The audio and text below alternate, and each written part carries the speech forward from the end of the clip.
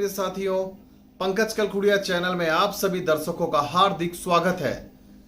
प्रिय साथियों, एक बहुत ही शानदार सा वीडियो, क्योंकि भारत देश के दो ऐसे दिग्गज नेता जिनके बारे में मेरे पास लगभग 80% जो हमारे सब्सक्राइबर्स यहाँ पे कमेंट्स कर रहे हैं या किसी भी प्रकार से हमसे संपर्क कर रहे हैं, तो उनका एक ही मेन क्वेश्चन बना रहता है, भारत के प्रधानमंत्री नरेंद्र मोदी जी और साथ ही में उत्तर प्रदेश के मुख्यमंत्री योगी जी, ये योगी और मोदी जी वाला जो एक कॉम्बिनेशन बना हुआ है, ये पिछले कुछ सालों से इस देश को काफी अप डाउन करता है। क्योंकि उत्तर प्रदेश के अंदर अगर देखा जाए तो भारत का अधिकांश हिस्सा इस राज्य के अंदर आता है और यहीं से लोकसभा जाने के दरवाजे खुलते हैं। तो क्या ऐसी कंडीशन में 2024 के लिए वर्ष 2022 में जो इलेक्शन होने जा रहे उत्तर प्रदेश के, तो ये फिर से 2024 का दरवाजा खोलेगा या इस दरवाजे में लग जाएगी कोई एक सेंध? साथियों, आगे बढ़ने से पहले आप लोगों को एक रिक्वेस्ट करूंगा। सबसे पहले, अगर आपको हमसे कांटेक्ट करना होता है तो हम अपने नीचे डिस्क्रिप्शन बॉक्स में अपने फेसबुक, ट्विटर, इंस्टाग्राम, व्हाटएवर जितना भी हमारा सोशल मीडिया की कनेक्टिविटी का चैनल है, इवन टेलीग्राम, आपको सब चीजों के लिंक यहां मिलेंगे। और इसी के अलावा हर सोशल साइट्स के अलावा आपको हमारे कॉन्टैक्ट्स नंबर भी इसमें मिलेंगे, जिसमें आप हमसे व्हाट्सएप में मैसेज ड्रॉप करके हमसे संपर्क कर सकते हैं। आप लोग अक्सर हमारे डिस्क्रिप्शन बॉक्स को चेक नहीं करते और बार बार हमारे पास एक मैसेज आता है, सर आपसे कांटेक्ट कैसे करें। थोड़ा सा मेहनत अगर इसमें कर लेंगे, और साथ ही में हम लोग अपने जो यहाँ पर वीडियो चलता है इसके बीच में भी कई बार अपने नंबर्स को, कॉन्टैक्ट्स को आपके साथ हम साझा करते हैं। और साथ ही में एक रिक्वेस्ट, अगर आप कोई वीडियो देखते हैं हमारा, कोशिश करें शुरू से अंत तक पूरा देखें। होता क्या है, स्किप करते करते लास्ट की आप कंक्लूजन को सुन लेते हैं, उसके आधार पे आप बहुत से एनालिसिस निकाल लेते हैं जो कि हमने कहे भी नहीं होते हैं कि सर आपने ऐसा कहा था, कंक्लूजन देखा सर आपने ऐसा कहा था। भाई पूरा वीडियो देख लो, एनालिसिस किया है, टाइम दिया है, तो आप अपना समय निकाल करके आज नहीं 10 दिन बाद देखो, मगर पूरा देखो, ताकि आपके जो क्वेश्चंस है ना 90% क्वेश्चन वही खत्म हो जाएंगे। अभी साथियों, अब हमारे पास जो हमारे फॉलोअर्स है, कुछ लोगों का ये भी कहना होता है आप बीजेपी वालों को ही यहाँ पे एडवर्टीज कर रहे हो। भाई ऐसा भी नहीं है, आप हमसे सवाल तो पूछो, आप हमसे नॉन बीजेपी पार्टीज यानी कि कांग्रेस के लिए पूछिए, टीएमसी के लिए पूछिए, साथ ही में आम आदमी के लीडरों के लिए पूछिए। आप सवाल तो पोस्ट करिए, मेरा तो काम है आपके सवाल के ऊपर वीडियो तैयार करके देना। तो आप ऐसा कभी भी मत सोचिए। साथियों, आज के जो प्रमुख क्वेश्चंस बने हुए हैं, सबसे पहले जो हमारे पास हॉट क्वेश्चन बना हुआ है, क्या वर्ष 2024 में योगी जी प्रधानमंत्री के रूप में इस देश में आगे आएंगे? क्या योगी जी वर्ष 2022 का अपना कार्यकाल पूर्ण कर पाएंगे? क्या देश के प्रधानमंत्री मोदी जी फिर से अपनी एक पारी खेलेंगे या फिर इसी पारी में उनका जो राजनीतिक सफर है वो खत्म हो जाएगा? इसके अलावा क्या उनका कार्यकाल पीएम के रूप में पूर्ण हो पाएगा? क्या सीएम का कार्यकाल सीएम के रूप में योगी जी का पूर्ण हो पाएगा? ये बहुत से क्वेश्चन हमारे पास पुटअप हुए, तो हमने इनके न्यूमरोलॉजिकल चार्ट्स को प्रिपेयर किया और उनके डाटास को अपने पास कलेक्ट किया। उसके बाद जो समरी निकली अब आपके सामने हम यहां लेके आए हैं। साथियों, देश के प्रधानमंत्री नरेंद्र दामोदर दास मोदी जी की जो डिटेल बनती है वह है 17 सितंबर 1950, यानी कि उनको 71 ईयर कंप्लीट होके 72 ईयर पे वो अपना प्रवेश करेंगे आज से आने वाले 3 माह बाद। फिलहाल उनका जो कॉम्बिनेशन बनता है नंबर्स का, वह बनता है शनि और बुध से प्रभावित। साथ ही में जो इनका पर्सनल ईयर आया हुआ है वह अंक 3 यानी कि गुरु में आया हुआ है। आपको समझना चाहिए साथियों, अंक 8 और अंक 5 का जो कॉम्बिनेशन बना है, बुद्धि, जुबान, ये दोनों दिखाती कुछ है, करती कुछ है, होता कुछ है। आपने हमेशा मोदी जी को देखा होगा, इनके बयान कुछ और तरीके से निकल के आते हैं और वो हमेशा ऐसी स्ट्रेटेजी के साथ आगे बढ़ते हैं कि अपने आप को हमेशा एक डाउनफॉल से एक पॉजिटिव एनर्जीज के साथ आगे बूस्टअप होते हुए दिखाई देते हैं। इनके फैसले कभी किसी को आज तक समझ नहीं आ पाए कि कब कौन सा ये फैसला अचानक से नए रूप में ले लेते हैं, क्योंकि बुद्धि का जो अंक है, अंक 5 इनके भाग्य में बैठा हुआ है। साथ ही में इनकी वाणी भी इसलिए मधुर बने रहती है क्योंकि ये अंक 5 वाणी के कारक में बैठे रहती है। तो आप ये समझ सकते हैं कि यह सबसे ज्यादा तीव्र बुद्धि वाले व्यक्तियों में देखा जाता है जिनके उसमें अंक 5 की प्रेजेंस देखने को मिलती है। साथियों, अभी मैं आपको बता देता हूं, आपको सबसे पहले ये पता होना चाहिए कि नरेंद्र दामोदर दास मोदी जी की कुंडली उनके लिए कितनी प्रभावी है। उनका जो विवाह हुआ उसके बाद वो वैवाहिक गठबंधन को निभा नहीं पाए अंक 6 की वजह से। उसकी प्रेजेंस इनके साथ नहीं है, शुक्र का अंक इनके साथ पूरा नहीं है। तो कभी भी ये अपने पास, इन्होंने अपनी जब धर्म पत्नी जी को नहीं रखा, उनसे दूर रहे, शुक्र का एलिमेंट एक्टिव नहीं होने दिया, इस वजह से उनका वैवाहिक जीवन जो है स्तर वह नीचे की ओर धंसता गया। और वैवाहिक जीवन नीचे धंसने की वजह से वह देश के अंदर हमेशा निरंतर जब कार्य करते हैं तो इनकी सत्ता के ऊपर अभी तक करप्शन के चार्जेस नहीं आए। इसके अंदर स्त्री हंता योग बना हुआ है, यानी कि ऐसे व्यक्ति को कभी भी कोई पुरुष कहीं से कहीं तक नुकसान नहीं दे सकता। आपने देखा होगा कि जब ये पहली बार प्रधानमंत्री बनने जा रहे थे तो उस समय भी इनके साथ सुषमा स्वराज जी का नाम जोड़ा जा रहा था कि कहीं वह इनके बीच में रोड़ा बन के आए। और साथ ही में आपने देखा कि यह ऐसी परिस्थिति में उनके अलावा इनका कंपटीशन किसी और बड़े नेता के साथ नहीं था। बहुत सी चीजें सिमिलैरिटी यहां से निकलती हुई नजर आई। अभी जो इनका पिछले 1.5 साल से सफर जो है काफी थमता हुआ नजर क्यों आया है, तो आपने देखा होगा कि इनकी जो छवि अभी है देश के अंदर काफी डाउन होती हुई नजर आई। इनके स्वास्थ्य के लिए समय अनुकूल नहीं चल रहा है अभी। और साथ ही में अगर मैं बात करूं कि इनके स्वास्थ्य की जो कंसिस्टेंसी है वो निरंतर 19-20 करके नीचे की ओर जाती हुई दिखाई देती है, क्योंकि अंक 3 और अंक 5 यानी कि गुरु और बुध का संबंध जो यहां बना, जो युति यहां पे बनी है, वह यह प्रदर्शित करती है कि एक दूसरे के विरोधाभास वाली युति बनी है। तो ऐसे में उनकी प्रेस्टीज को और उन्हीं के जो स्वास्थ्य है, ये 2 सेक्टर को इस समय डल होते हुए देखा जा रहा है। अभी इसी माह के अंत के साथ, जो कि मैं कहूंगा जहां 15-16 तारीख ये जून की निकलेगी, ये काफी अटैकिंग मोड में भी आपको दिखाई देंगे। अचानक से आप देखेंगे कि मोदी जी जो फ्रंट फुट पे पहले खेलते थे फिर से खेलते हुए नजर आएंगे, क्योंकि अंक 3 का पर्सनल एयर यहां पर को आया और जून के साथ ही एक्टिव होता जाएगा।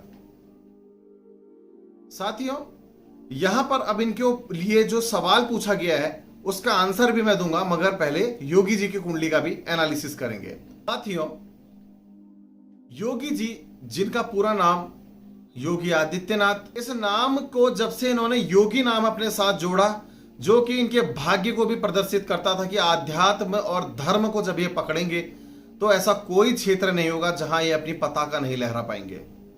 राजनीति के अंदर आपने देखा कि जब से इनके गुरुदेव राजनीति से दूर हुए तो इन्होंने जब सांसद के रूप में अपना चरण पहली बार रखा लोकसभा के अंदर, तब से लगातार 5 बार सांसद भी बने, अभी मुख्यमंत्री भी बने।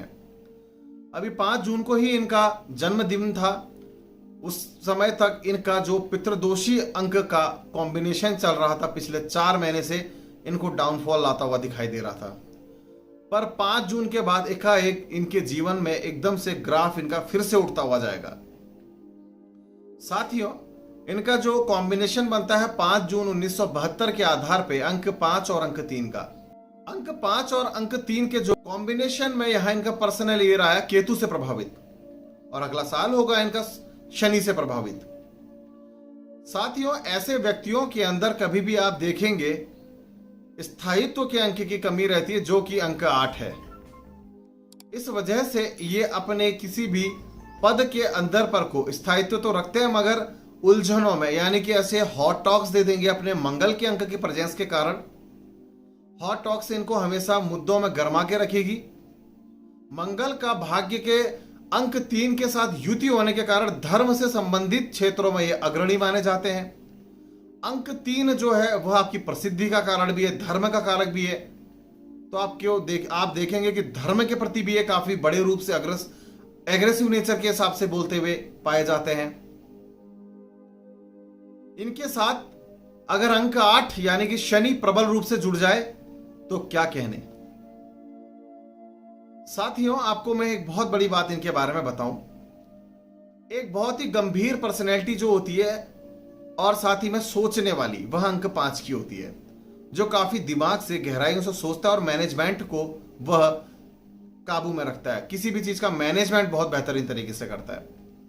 और ऐसे में साथ ही में अगर रिसर्च भाव का अंक इनको मिल जाए, यहां पर को अंक 3, हालांकि रिसर्च भाव के लिए अंक 8 को भी देखा जाता, पर यहां 3 की युति जो बनी है वह इनको इनके प्लानिंग में हमेशा सक्सेस करते हुए नजर आती है। विरोधियों के ऊपर ये कभी भी हावी होते हुए नजर आते हैं। तो साथियों, ऐसे में इनकी फैन फॉलोइंग भी बढ़ना नेचुरल सी हो जाती, क्योंकि प्रसिद्धि के अंकों को ये बहुत बेहतरीन तरीके से लेके चल रहे हैं और साथ ही में अंक 6 को भी ये अपने पास मजबूती से लेके चल रहे हैं। इसीलिए आपने देखा कि जो अंक की कमी मोदी जी के साथ है, उस अंक की भरपाई भी योगी जी के साथ है। इसीलिए आज की डेट में मोदी जी से ज्यादा फॉलोइंग योगी जी की बढ़ती हुई जा रही है। अभी आपको मैं बताऊं इनके बारे में एक चीज।